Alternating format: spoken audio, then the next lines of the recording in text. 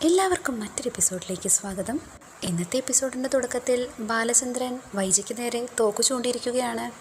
ഈ സമയം അലീന ഇതെല്ലാം കണ്ടുകൊണ്ട് തൊട്ടടുത്ത് തന്നെയുണ്ട്. ഈ സമയം ബാലൻ വൈജിയോടായി ചോദിക്കുന്നു, നിനക്കറിയാവോടി ഈ അടുത്ത് നിന്റെ തൊട്ടടുത്ത് നിൽക്കുന്നത് ആരാണെന്ന്? ഇതെല്ലാം കണ്ടുകൊണ്ട് ഭയന്ന് വിറച്ച് നിൽക്കുകയാണ് അലീന. വിറയ്ക്കുന്ന സ്വരത്തിൽ വൈജ ബാലനോടായി പറയുന്നു, സർവൻ്റ് അലീന, നീ അറിയാതെ പോയി ഇതാരാണെന്ന്.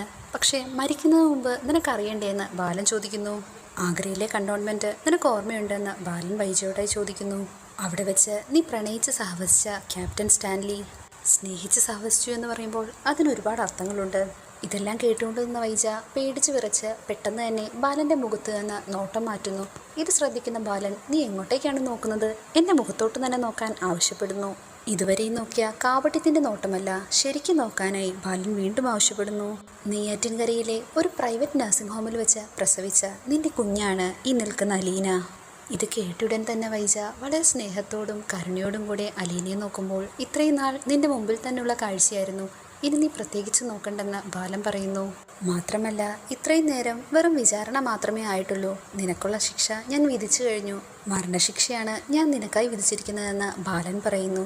ഇത് കേട്ട് ഭയന്ന് വിറയ്ക്കുകയാണ് വൈജിയും അലീനയും. ഈ സമയം ബാലൻ വൈജിയുടെ നേരെ ഉയർത്തിയ തോക്ക് ഇപ്പോൾ അലീനയുടെ നേരെ തിരിക്കുകയാണ്. നിനക്കറിയായിരുന്നു അല്ലേ ഇത് നിന്റെ അമ്മയായിരുന്നു എന്ന്? അലീന അത് ശരിവെക്കുകയും ചെയ്തു. ഇത് കേട്ടയുടൻ തന്നെ കണ്ണുകൾ നിറഞ്ഞൊഴുകുകയാണ് വൈജിയുടേത്. ഈ സമയം ബാലൻ അലീനയോടായി, നിനക്ക് ഞാൻ മരണശിക്ഷ തന്നെയാണ് വിധിക്കാൻ പോകുന്നത്, ഇവളുടെ മകളായി ജനിച്ചതുകൊണ്ട്. എന്നാൽ ഇത്രയും നേരം നടന്ന സംഭവങ്ങളാകട്ടെ എല്ലാം ബാലൻ്റെ വെറും ചിന്തയായിരുന്നു. അയാൾ ആലോചിച്ചു കൂട്ടിയ കാര്യങ്ങൾ മാത്രമായിരുന്നു. തൻ്റെ മുറിയിലിരുന്ന വൈജിയുടെ ഫോട്ടോയ്ക്ക് നേരെയായിരുന്നു ബാലൻ തോക്കുയർത്തിയത്. എന്നാൽ ഇതെല്ലാം തൻ്റെ വെറും ചിന്തകളായിരുന്നു എന്ന് മനസ്സിലാക്കിയ ബാലൻ ബാഗിൽ നിന്ന് ഒരു കുപ്പി മദ്യമെടുത്ത് ഡൈനിങ് ഹാളിലേക്ക് പോകുന്നു. അവിടെ പോയിരുന്ന് കുടിക്കാനായി തുടങ്ങുന്നു.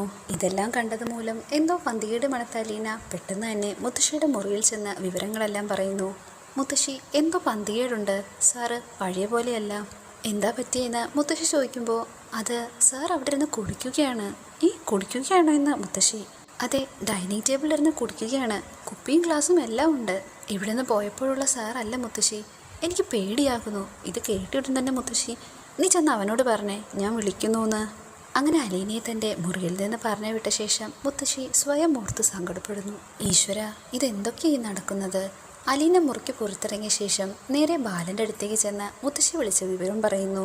സാറേ എന്ന് അലീന വിളിക്കുമ്പോൾ, സാറോ? ആരുടെ സാറ്? ഞാനാണോ സാറെന്ന് ബാലൻ ചോദിക്കുന്നു.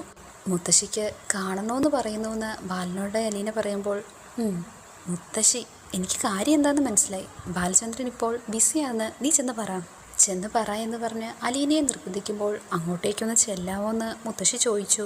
അങ്ങനെ അലീന നിർബന്ധിച്ച കാരണം ബാലചന്ദ്രൻ മുത്തശ്ശിയുടെ മുറിയിലേക്ക് വരുന്നു. ലക്കുകെട്ടുള്ള ബാലചന്ദ്രൻ്റെ നിപ്പ് കണ്ടിട്ട് മുത്തശ്ശി ഇതെന്താ പറ്റിയെന്ന് ചോദിക്കുമ്പോൾ, തനിക്കിനി പറ്റാൻ മാത്രം ഒന്നും ബാക്കിയില്ലെന്ന് ബാലൻ പറയുന്നു. എനിക്ക് എല്ലാം പറ്റിക്കഴിഞ്ഞുവെന്ന് ബാലൻ പറയുമ്പോൾ, നീ ഇത് എവിടെ പോയേക്കുമായിരുന്നു എന്ന് മുത്തശ്ശി ചോദിക്കുന്നു. നിനക്ക് നല്ല സുഖമില്ലേ? നിന്റെ മുഖം കണ്ടിട്ട് എന്തോ പോലെ ഇരിക്കുന്നല്ലോ എന്ന് മുത്തശ്ശി പറയുന്നു. നീ കള്ളുടിക്കുകയായിരുന്നു ബാലേന്ദ്ര? അതേ എന്ന് ചിരിച്ചുകൊണ്ട് ബാലൻ, അത് കള്ളല്ല, അമൃതാണ്. ബാലചന്ദ്രൻ അമൃത് കുടിക്കുന്നു എന്ന് വിചാരിച്ചാൽ മതി. എന്നാൽ ഞാൻ പോട്ടെ എന്ന് പറഞ്ഞ് ബാലൻ അവിടെ നിന്ന് പോകുന്നു. പുറത്തേക്ക് പോകുന്ന ബാലൻ വീണ്ടും കുടിക്കാൻ പോവുകയാണ്. അതുകൊണ്ട് തന്നെ ഇനി എന്താണ് ചെയ്യേണ്ടതെന്ന് അലീന മുത്തശ്ശിയോടായി ചോദിക്കുന്നു. ഇവനിതെന്താ കുഞ്ഞെ ഇങ്ങനെ? ഒരിക്കലും ഇവൻ എന്നോട് ഇങ്ങനൊന്നും സംസാരിച്ചിട്ടില്ലല്ലോ. അവന് എന്തോ കുഴപ്പം പറ്റിയിട്ടുണ്ട്. അവൻ ഇനിയും പോയിരുന്ന് കുടിക്കുമല്ലോ മോളെ എന്ന് അലീനയോട് പറയുമ്പോൾ, അലീന, മാഡത്തിനെ വിളിച്ച് കാര്യം പറഞ്ഞാലോ? അവൾ പറഞ്ഞാലൊന്നും അവൻ കേൾക്കത്തില്ല മോളെ എന്ന് മുത്തശ്ശി അലീനയോട്. നീ ഒരു കാര്യം ചെയ്യുക, മനുവിനെ വിളിച്ച് കാര്യങ്ങളെല്ലാം പറ. ബാലേന്ദ്രൻ തിരിച്ചു വന്നെന്നും വന്നപ്പം തൊട്ട് കുടിയാണെന്നും നീ അവനോട് പെട്ടെന്ന് തന്നെ പറ. ദേ, അവൻ പറഞ്ഞ ബാലേന്ദ്രൻ കേൾക്കും. അങ്ങനെ മുത്തശ്ശി തൻ്റെ ഫോൺ അലീനയുടെ നേർക്ക് നീട്ടുന്നു. ഫോൺ എടുത്ത ഉടൻ തന്നെ അലീന കാര്യങ്ങളെല്ലാം പറയുകയാണ്. ഈ സമയം മുത്തശ്ശിയുടെ മുറിയിൽ നിന്ന് പുറത്തേക്ക് പോയ ബാലൻ സ്വന്തം മുറിയിൽ പോയി വീണ്ടും മദ്യപിച്ചുകൊണ്ടിരിക്കുകയാണ്. ഇതൊക്കെ കണ്ടിട്ടും ഒന്നും ചെയ്യാൻ പറ്റാത്ത അവസ്ഥയിൽ അവിടെ തന്നെ വിഷമിച്ച് നിൽക്കുകയാണ് അലീന. പെട്ടെന്ന് തന്നെ അലീന ഒരു ശബ്ദം കേൾക്കുന്നു. ഓടി അങ്ങോട്ടേക്ക് ചെന്ന് നോക്കുമ്പോൾ അലീന കാണുന്നത് നിലത്ത് വീണ് കിടക്കുന്ന ബാലചന്ദ്രനെയാണ്. ഇത് കണ്ട പാടി അലീന പേടിച്ച് വിറച്ച് മുത്തശ്ശിയുടെ മുറിയിൽ ചെന്ന് കാര്യങ്ങൾ പറയുന്നു.